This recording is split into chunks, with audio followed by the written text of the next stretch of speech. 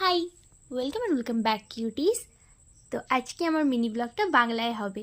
আজ যেহেতু রাখি ছিল, আমি সকালবেলা তাড়াতাড়ি উঠে আমার গপু ভাইকে চান করিয়ে রেডি করিয়ে রাখি পরিয়ে দিলাম।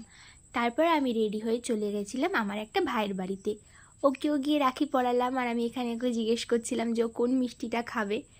তো মিষ্টি খাইয়ে দিলাম, জল খাইয়ে দিলাম, আর আমি ওর জন্য একটা ছোট্ট গিফট নিয়ে গেছিলাম, তো ওটা ওকে দিয়ে দিলাম, আর ও খুব খুশি হয়েছে গিফটটা পেয়ে। তারপর ওখানে কিছুক্ষণ সময় কাটিয়ে বাড়ি চলে এসেছিলাম। আজকে আমার ম্যাক্সে যাওয়ার ছিল কিছু কেনাকাটি করার জন্য। তারপর বাড়ি ফিরতে ফিরতে সন্ধে হয়ে গেছিলো। সন্ধেতে এসে আমি লাঞ্চ করলাম। তারপর আমি সন্ধেবাতি দিয়ে এখানে আমার দাদাভাই এসে গেছিলো। আমি আমার দাদাভাইকে রাখি পরিয়ে দিলাম। ওর আজকে অফিস ছিল, তাই জন্য ওর আস্তে আস্তে সন্ধে হয়ে গেছিলো।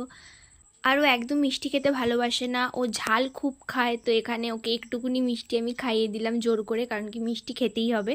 তারপর আমি ওকে প্রণাম করছিলাম, কিন্তু ও তো প্রণাম করতেই দিল না। এইভাবেই আমার আজকের দিনটা শেষ হলো। বাই।